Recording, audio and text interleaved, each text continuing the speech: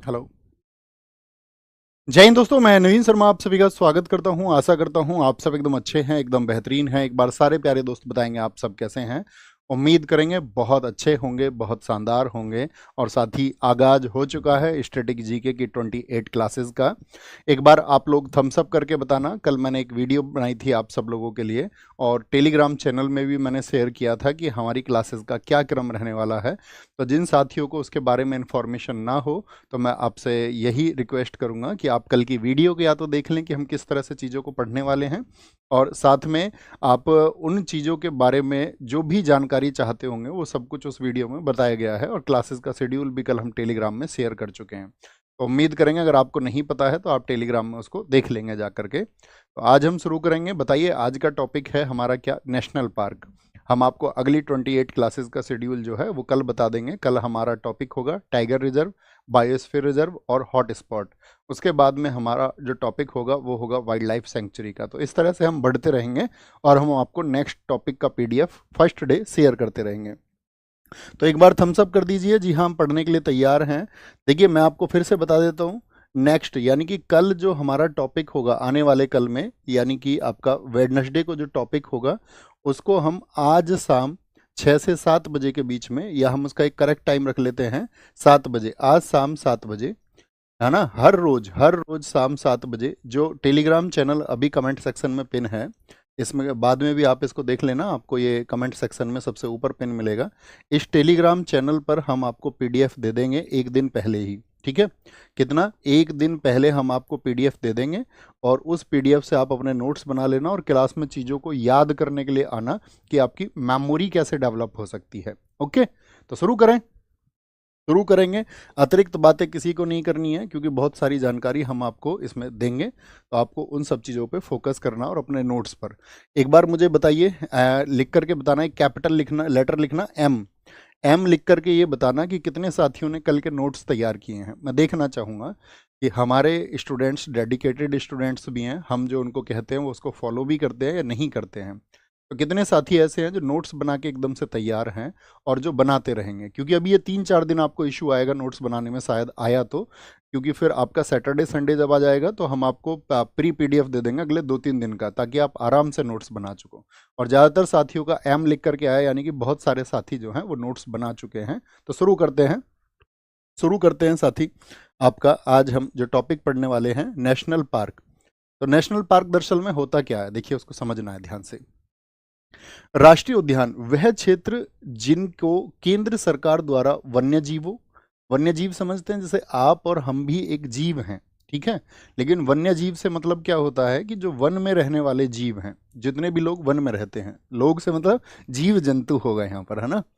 वनस्पति, वहां पर जितने भी साथी वेजिटेशन है आपका, जो भी फ्लोरा है, और प्राकृतिक वातावरण यानी कि जो नेचुरल एनवायरनमेंट है उसको संरक्षित करने के लिए नामित या रजिस्टर्ड किया जाता है उसको। ये हमको इसको जानना है, इसको नोट ना भी करें तो कोई इशू नहीं है। ओके। राष्ट्रीय उद्यान की मुख्य विशेषता यानी कि main features of national park, एक तो कंजर्वेशन होता है वहां पर। जैसे मुझे बताइए, आप किस जंतु को जानते हैं कि उसका संरक्षण कहीं पर होता है? जैसे कॉमनली हम भारत में जानते हैं कि एक सींग वाला गैंडा। अब आप अपने कमेंट रोक दीजिए। आप सारे लोगों का स्वागत है, बहुत सारा दिल से स्वागत है।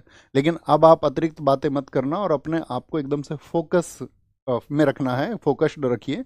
जैसा कि मैं आपको हमेशा बताता हूँ, छात्र अपनी मंजिल को आसानी से तब पाता है जब वह अपने अध्ययन के दौरान एकाग्र रहता है। तो एकाग्र आपको रहना है, और अभी कमेंट सेक्शन एकदम से धीमा पड़ जाना चाहिए। और खुद से विश्वास करिए कि मैं कमेंट में विश्वास नहीं रखूंगा, और मैं कक्षा में विश्वास रखूंगा, और बहुत ध्यान से फ़ोन को अपने आप से दूर रख करके मैं पढ़ूंगा। तो देखिए, मेन फीचर्स क्या हैं संरक्षण। जैसे कि एक सींग वाला राइनो की हम बात करें, वन ऑर्न राइनो, एक सींग वाला गेंडा कहाँ पर है? काजीरंगा। एकदम से ठीक बोला, काजीरंगा में। मैं आपसे पूछूं जंगली गधा के लिए कौन है, वाइल्ड आस के लिए कौन है? तो आप कहेंगे वाइल्ड आस के लिए है जी हमारा कौन? कच्छ है। कच्छ है, ठीक है। तो संरक्षण होगा आपका। प्राकृतिक वातावरण यानी कि नेचुरल एनवायरनमेंट वहां पर होता है। लिमिटेड ह्यूमन एक्टिविटी होती है। ऐसा नहीं है कि आप अपनी मर्जी से जा करके वहां घर बना के रहने लग जाओ अंदर, नहीं। लिमिटेड मतलब आप जा सकते हैं, घूमने जा सकते हैं, सफारी कर सकते हैं, आप जंगल सफारी कर सकते हैं। जैसा कि जनरली आप जानते भी होंगे, अगर अगर आप किसी नेशनल पार्क में गए होंगे घूमने कभी तो। शैक्षणिक और मनोरंजन उपयोग यानी एजुकेशनल और आपका रिक्रेशनल यूज इसको बोलते हैं, यानी कि आप अपने मनोरंजन के लिए वहाँ जा सकते हैं, कुछ टाइम स्पेंड करने, पिकनिक के तौर पर आप वहाँ जा सकते हैं। ओके, तो ये क्या है, ये राष्ट्रीय उद्यान की मुख्य विशेषता है, परीक्षा में नहीं पूछी जाएंगी कभी भी, इस पर बहुत फोकस आपको नहीं करना है। यहाँ देखिए ध्यान से, ये इंपॉर्टेंट फैक्ट है। इंपॉर्टेंट फैक्ट क्या है कि 1970 तक भारत में सिर्फ कितने नेशनल पार्क थे, बताइए। सब लोगों का मन में जवाब होना चाहिए, 1970 तक हमारे देश में सिर्फ 5 नेशनल पार्क थे। लेकिन 1972 में हम लेके आए आपका wild life protection act. Wild life protection act कब आया था, किस ईयर में, 1972 में। तो पहली चीज तो 1970 से पहले हमारे यहाँ पर 5 नेशनल पार्क थे, ये पॉइंट आपको पता होना चाहिए, लिख लीजिए। जो साथी क्लास में शॉर्ट नोट बनाए तो वो लिखना अपने शॉर्ट नोट्स में, हालांकि नोट्स आपको प्रॉपर मिल जाएगा, जैसा है एक दिन पहले ही मिल जाएगा, आपको कक्षा में सिर्फ समझना है। तो क्या लिखेंगे कि कितने थे, 5 नेशनल पार्क थे, ठीक है, 1970 से पहले।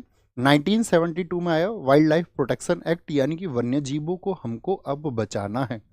और उसके बाद में कई वन संरक्षण परियोजनाएं, यानी कि बहुत सारे फॉरेस्ट कंजर्वेशन प्रोजेक्ट हमारे देश में चले और उनको उचित रूप से लागू किया गया, तथा इन्हीं परियोजनाओं के परिणाम स्वरूप भारत में वर्तमान में कुल कितने नेशनल पार्क हैं, ये संख्या सबके दिमाग में होनी चाहिए। ये बहुत इंपॉर्टेंट डेटा रहेगा कि अभी नेशनल पार्क कितने हैं देश में, 107। एग्जाम ओरिएंटेड चीजें, जिनका कुल क्षेत्रफल भारत के संपूर्ण भूभाग का 1.35% है।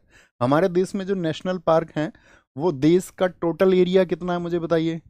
हमारा जो कंट्री है उसका टोटल एरिया कितना है, तो हम सब पढ़ते हैं 32,87,263 किलोमीटर है, यानी 32,87,263 किलोमीटर स्क्वायर, ये भारत का क्षेत्रफल है। उसका अगर हम 1.35% निकालें तो इतना एरिया हमारे नेशनल पार्क के पास में है, जिसमें 44,402 वर्ग किलोमीटर का क्षेत्र शामिल है। यानी उसको अगर आप कैलकुलेट करेंगे तो ये 44,000 के आसपास आएगा, यानी आपका 32,87,263 वर्ग किलोमीटर को यदि आप 1.35% उसका कैलकुलेट करेंगे तो कितना आएगा, आप कहेंगे भैया वो आएगा 44,000 के आसपास। ओके, सबसे बड़ा नेशनल पार्क कौन सा है हमारा, लार्जेस्ट नेशनल पार्क, तो वो है हेमिस, कहाँ का, लद्दाख में। सबसे छोटा पूछेगा तो हम कहेंगे साउथ बटन है आपका अंडमान और निकोबार में।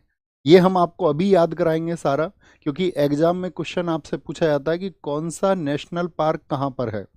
जैसे हम आपसे अभी पूछ लें कि बांदीपुर नेशनल पार्क कहाँ पर है, बांदीपुर, तो आप कहेंगे कर्नाटका में।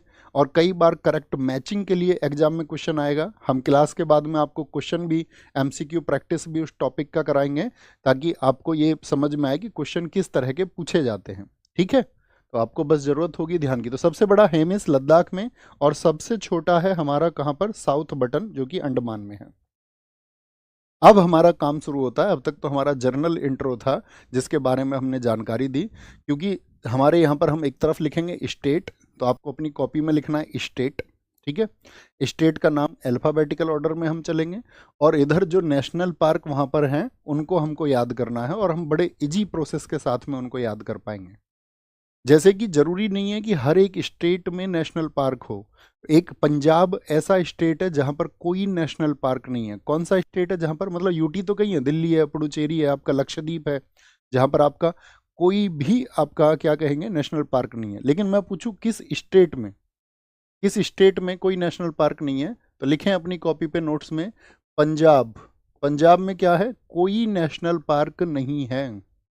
अपने नोट्स में लिखिए एक बार, पंजाब एक ऐसा राज्य है जिसमें कोई नेशनल पार्क नहीं है। Punjab has no national park, Punjab has no national park, ये आपको पता होना चाहिए। ओके, यहां पर आते हैं।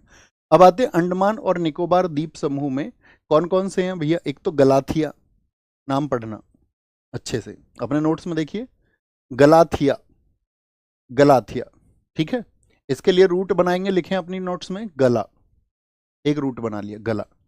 महात्मा गांधी मरीन वंदूर भी इसको बोलते हैं, महात्मा गांधी, महात्मा गांधी, और वंदूर से लिखना दूर, दूर, वन दूर।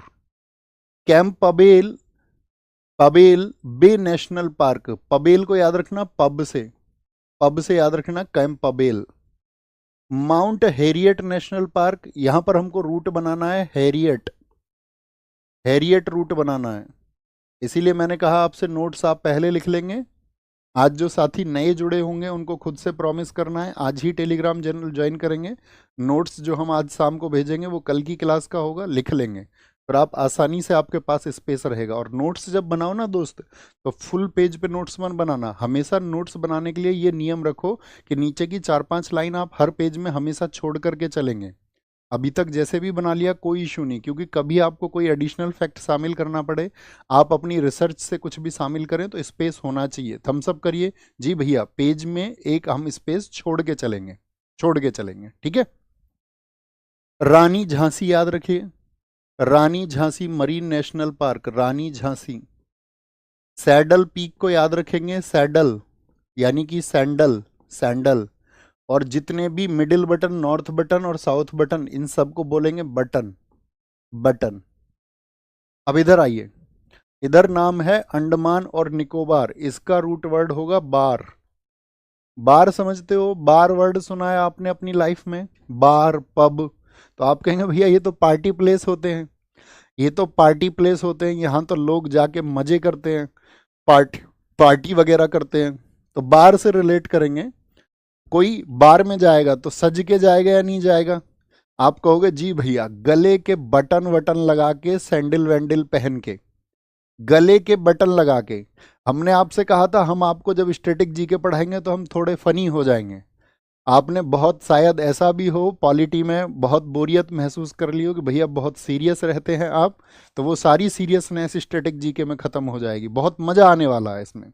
लेकिन आपको जो मैं रूट्स बताऊं, लिंकअप करूं, तो वो आपको हमेशा रिलेट करने हैं। तो बताइए क्या बोलेंगे भैया, गले के बटन लगा के जाएगी, सैंडल पहन के जाएगी कि नहीं जाएगी। आप कहोगे हाँ जी। कहाँ जा रही है वो, अरे कहाँ जा रही है, तो आप कहोगे भैया पब में जा रही है। क्या नाम है पब का, पब का नाम है हैरियट। पब का नाम क्या है, पब का नाम है हैरियट। लेकिन महात्मा गांधी की विचारधारा के जो लोग होंगे, क्या वो पब में जाएंगे। आप कहोगे नहीं, वो तो दूर रहेंगे।